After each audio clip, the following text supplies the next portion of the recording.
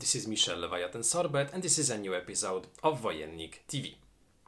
Anno Domini 1666 is without any doubt one of the most interesting Polish projects from the last years. The game was released by Wargaming Games Studio and it is set in the middle of the 17th century in Vienna.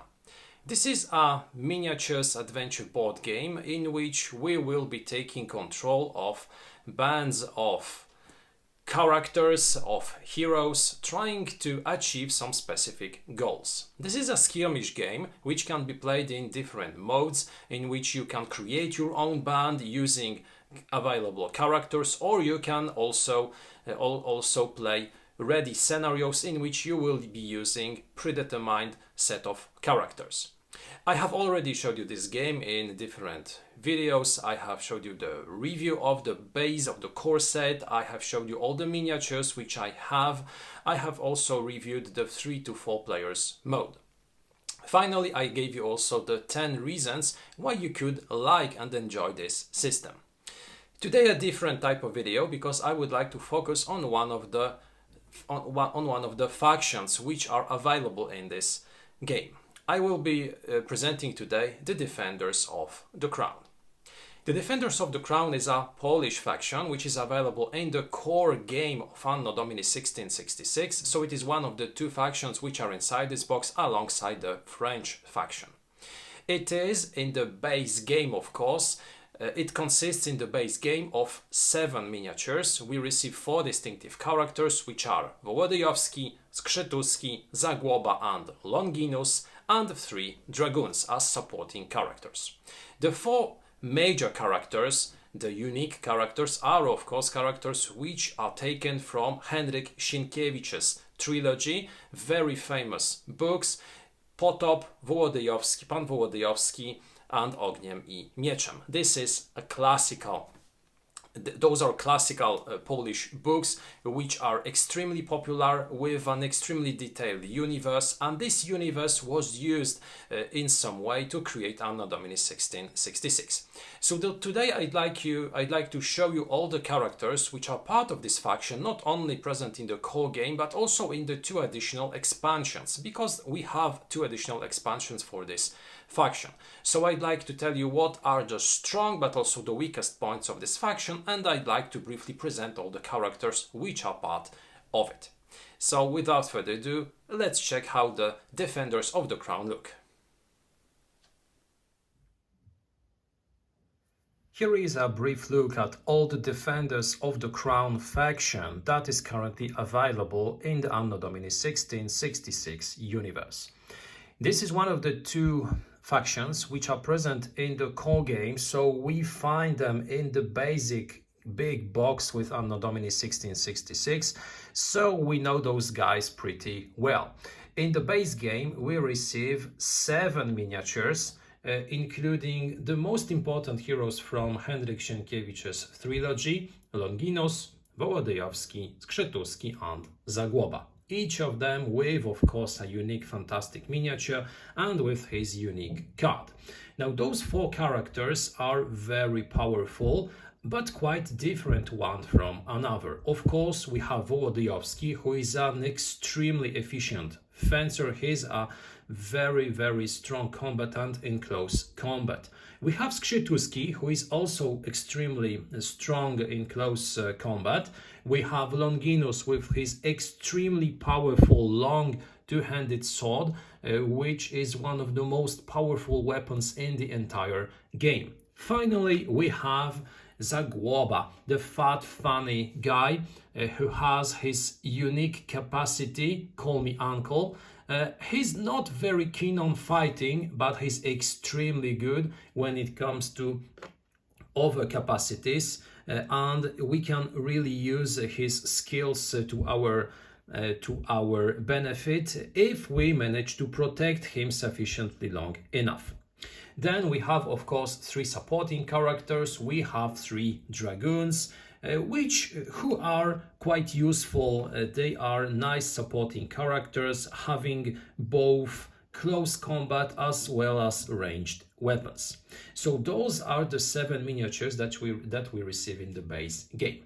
But the Defenders of the Crown is also an expansion, is also a faction which has 2 additional expansions, and those are one additional expansion with dragoons and a special expansion with additional characters Bashka and Ketling. So let's now take a brief look at those 2 expansions, and let's see how those expansions enhance the abilities and the diversity of skills and characters which this faction currently has. Firstly, let's take care of the Dragoons. The Commoners set the expansion AD04. As you can see, each box has its own information about the number of the expansion. Now, you might wonder why to acquire additional Dragoons.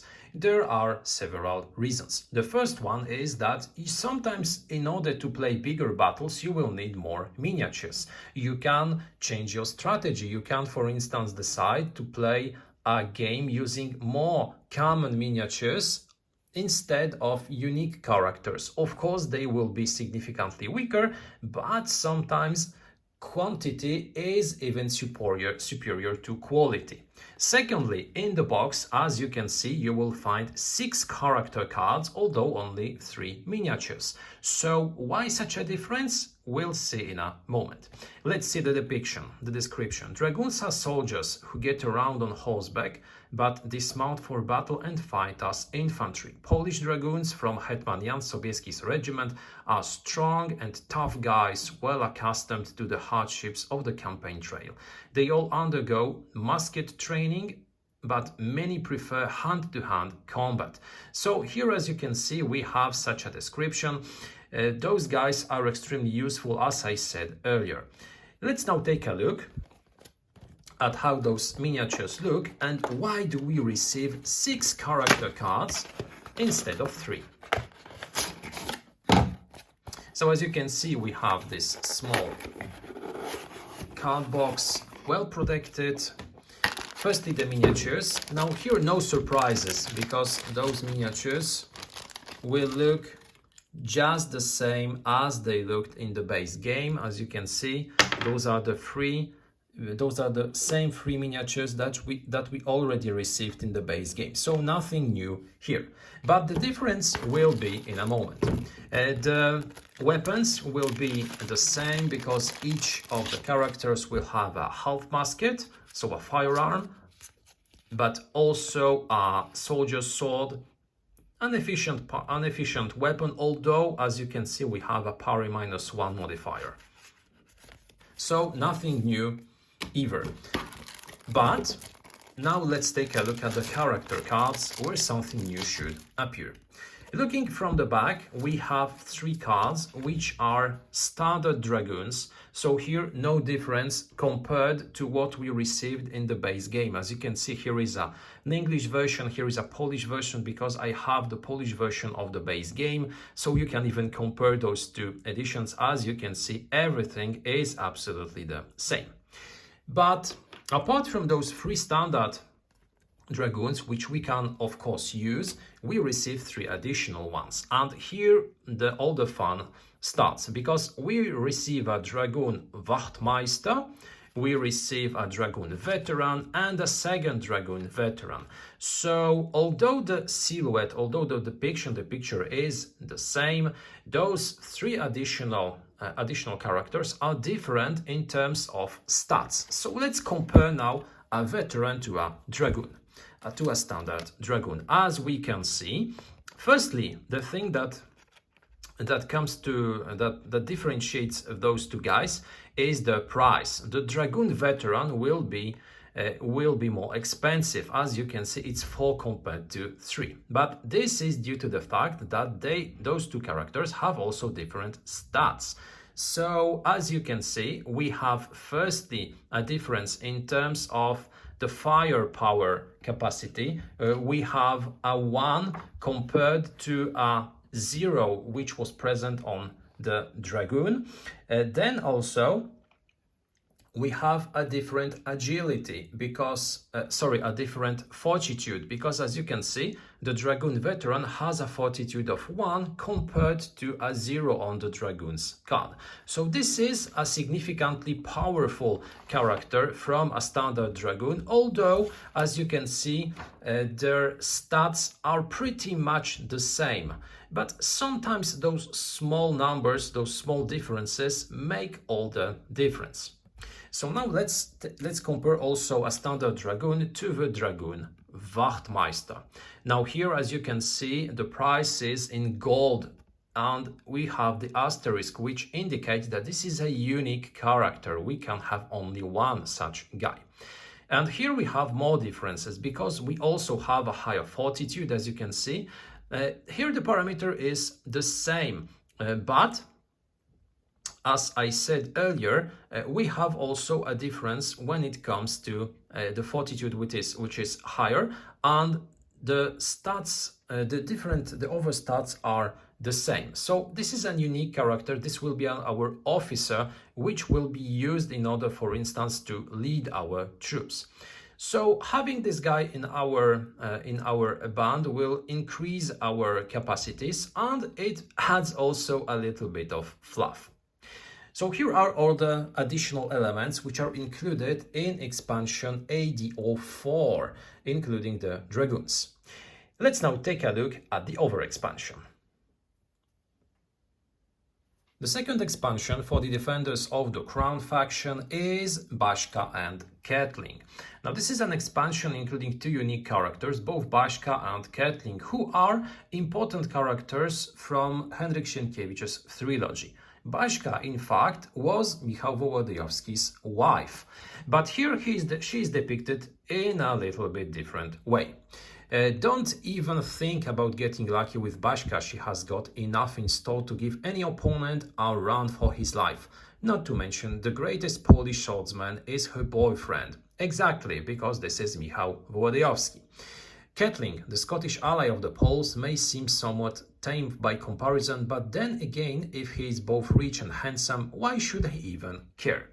So those 2 characters are very important characters from Henryk Sienkiewicz's Trilogy, as I said before. Bashka was Michał Wołodyjowski's wife.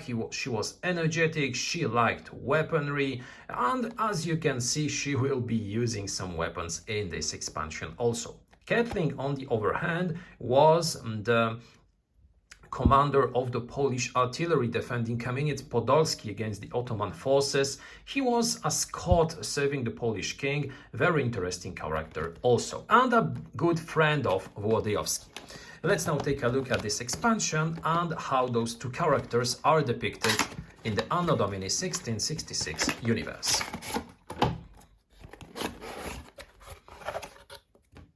So now let's firstly take a look at the 2 miniatures. Now we have Basia. Here she is. Extremely pretty miniature, very detailed, as you can see, both with a pistol as also with a sword. Very nice indeed. The second character will be Ketling, the Scotsman. Here he is, with also a pistol, with a sword, and with a very different head cover, which instantly make us think of some Westerners, and this is true because he was, as I said earlier, a Scotsman. So different from the other Polish characters, but he's a Polish ally. The character cards. Now let's take a look at those 2 cards and let's see what Bashka has in her arsenal. So we have firstly an information that she's of course a unique character. Her price will be 5 and it is impossible to recruit her due to connections. Then we have a strength of 0, which is quite understandable because she was only 20 years old. She was quite small, just like Wołodyjowski was, but she was extremely agile. So as you can see, we have an agility of 1, a fortitude of 1. She is quite keen on using pistols, and she also has a fencing level of 1. So quite interesting. When it comes to her additional stats, she has a width of 1, she's persistent, she has a quick reload and a watch out capacity. So she's extremely quick. She is, as you can see, very, very efficient. Her equipment include a saber and 2 pistols, so she'll be all about using those pistols. She will be trying to keep her opponents at bay by using those pistols, by quick reloading them, and maybe if an opponent approaches, she'll be using her saber. Ketling, on the other hand, is, as you can see, extremely interesting. He has, firstly, he has a fortitude of 1, his other stats are at 0. He's also very efficient when using, while using pistols. He has a fencing of 1, he has an additional modifier of 2 while using his sword. He has a Walloon sword, so the same weaponry that the French musketeers are using, and also 2 pistols. His stats: intelligence 1, charisma 1, he's wealthy, he has a clever defense, and he's a charmer. So a lot of interesting capacities, which make us think of the French musketeers, because those musketeers also have Walloon swords, they seem to be charming, they have also sometimes a higher intelligence. So he is comparable to those Westerners, but he's a Polish ally. Let's take a look at the equipment that they have, but here nothing exceptional, because we already saw a pistol, which is of course a firearm. They both will be using pistols, so we have 3 of them, even 4 of them, because both of them will be using a pair of pistols. Basia will be using a saber, whereas Ketling will be using a Walloon sword. So those are the weapons used by this duo. So those 2 characters are a nice addition to the basic pack. They will be quite useful in terms of moving faster, in terms of also using firearms, because both of them are quite efficient at using firearms. So this is something that the base characters from the Polish faction lacked, because Longinus has a rating of 0 when using firearms, Wołodyjowski also, Zagłoba also, and Skrzytuski also. So all of them had 0s in this sector. So both Baśka and Ketling will bring an additional firepower support, which will be very, very useful. So here how those 2 expansions look. Now I'd like to invite you to a very brief conclusion. I'd like to share with you my final thoughts concerning this faction. The Defenders of the Crown are, as I said at the beginning of this video, one of the 2 factions which are available in the core box of Anno Domini 1666. And the choice was pretty obvious, because Anno Domini 1666 is a Polish project, it is a Polish game. And in order to present something appealing also to Polish customers, this faction was included. But is it only a faction on paper which was specially crafted to be part of this universe? I'd say absolutely not. As I said at the beginning, all the three novels by Henryk Sienkiewicz, which consist of Potop, Pan Wołodyjowski and Ogniem I Mieczem, are really classical Polish novels, and a lot of people knows them, a lot of people enjoys them, because those are very good and entertaining books. So including those characters, which are really very distinctive, very interesting in the game, was an obvious choice. And I believe that also for Western customers who do not know maybe of the trilogy, this will be an interesting set of characters, because they are very diverse, they are very interesting. And starting from this 4 set of characters, which are part of the set of the base set, we see that this is a very strong faction. They are extremely efficient in close combat and in fencing, because we have 3 very powerful characters in close combat. We have Longinus with his extremely powerful, one of the most powerful weapons in the entire game, weapon with his double-handed sword. Then we have also Skrzetuski, who is quick, who is very efficient also at fencing, and finally Wołodyjowski, easily one of the best characters in the entire game. So efficient at fencing, so quick, so agile, he is a real beast. So those 3 characters are really the horsepowers of the Polish faction. Alongside, we have also Zagłoba, who is a very distinctive character, a very interesting character, and looking at him, looking at his skills, looking at the picture on his card, we instantly think of all the movies in which he appeared, and we can instantly think of his character in the books, because all those skills, not only when it comes to Zagłoba, but in general when it comes to all the other characters found in Anno Domini 1666, are all those skills are very well crafted. They are very appealing. They make you instantly think of the character that they are linked to. So this is also an interesting choice. And Zagłoba was such a distinctive character in the trilogy that he also received his unique skills. Call Me Uncle is extremely interesting. And at the same time, Zagłoba is very different from the 3 other main characters of the Polish faction in the core game. He's not very efficient in close combat, I'd say. Well, he's not efficient at all, but he has other very important skills, and the capacity of blocking one of the characters, which are part of the opposing faction, is so powerful that sometimes it can be easily abused. Additionally, he's extremely talkative, so when using talk skills, it will be also very useful to have him somewhere where you would like to use those skills. The supporting characters, the 3 dragoons, are just okay. Compared to the French musketeers, they are very similar, but I'd say that they just are here to make your team full, to give you more flexibility. They are supporting characters just as they are called. So they are just okay, nothing very exceptional when it comes to those characters. But then when we take a look at this faction only at the core box, we see that this faction has some limitation and some very small and some very strong sides. Firstly, when it comes to the strong side, I said already, it's extremely efficient in close combat.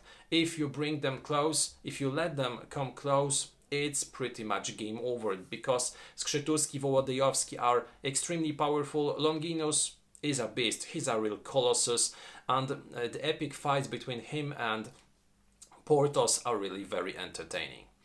Then we have also the skills and the faction capacities, which in some way give you additional bonuses, because the bonus which is part of the Polish faction is that when you get a character wounded twice from a single source during your turn, you can draw a card. So this is an additional bonus. But this faction also has some limitations. The first one, which is related to the stats, to the capacities of the 7 characters which are part of the core game, is related to agility. The sole and only character in the core game which has an agility which is biggest than 0 is Wołodyjowski himself. So this makes him even more powerful. But when we look at other characters, we see that they are quite slow. So especially when you play in crowded places, in places where you have a lot of additional corners, buildings, stands, it's more difficult to be mobile with this faction. You will have to, because this faction works so well in close combat, you'll have to close the range. But closing the range requires some agility and some fast movements, and sometimes it will be quite difficult. Then another weakness comes from the faction capacities, because this faction cannot align or use any evil or or chaotic characters in its band. So when constructing such a band, you have to take into consideration that you won't be able to use every character that you received in the Anno Domini 1666 universe. Some of them will be unavailable. So this will be quite a limitation. The third limitation, in my opinion, concerning this faction in the base set is the fact that you have very limited firepower. Yes, you have the dragoons, which are your firepower support, and you will be using them mainly for this, but they aren't extremely efficient in this sector. So you will not be able to keep your opponents at bay at most times, or maybe you will, because your opponent, knowing that you are so extremely efficient in close combat, maybe he won't be eager to close this distance by himself. So this is something from a weakness to maybe a strong point. But when looking strictly at the firepower, it is quite limited. But then again, we have the two additional expansions. The first one, in which you will find the dragoons, adds you additional dragoon miniatures and cards, enabling you also to use some officers having the leadership capacity, which is extremely useful when you want to have more activations, when you want to use more characters at once. So the dragoons in the additional expansion are again just a fun addition, especially when you want to use the more advanced versions of the cards. But the real fun comes from the second expansion, in which you will find both Bashka and Ketling. And here, those two characters are extremely useful when linked to the characters from the base game, because they are both using firearms, so they just bring you the support that you need and which you lacked when using only the characters from the base game. Additionally, Ketling is also a very useful character when it comes to some interactions with female characters. So he is, alongside Zagłoba, one of the two characters from the faction, which will be extremely useful, for instance, using talk skills. And both Ketling and Bashka are also very useful when it comes to using their firearms, so they will give you additional fire support. So those two additional characters are extremely valuable to this faction, because they manage to bring up this firepower deficiency, which was part of the core game. So very nice addition indeed. Concluding, the Defenders of the Crown are an extremely interesting faction, a faction which will be at most times very appealing to Polish players, but it is also a very interesting faction for other people who want to use interesting characters. They are all very distinctive, they have interesting and powerful skills, they are extremely powerful in close combat. Using also the two additional characters from the expansion, they are quite efficient using their firearms, so you will be able to use those firearms additionally with your dragoons, which will support your band in order to keep your opponent at bay, or maybe to give some additional fire support when you close the range using your close combat monsters, your close combat characters. This is a faction which I really enjoy playing. I find Wołodyjowski one of the best characters in the entire universe. You should definitely try playing him. So this was the presentation of the Defenders of the Crown, one of the factions which are available in the Anno Domini 1666 universe. Thank you a lot for watching this video. I invite you also to take a look at our other videos which are about Anno Domini 1666. Take also a look at our Instagram and Facebook accounts. I wish you a fantastic day and see you next time.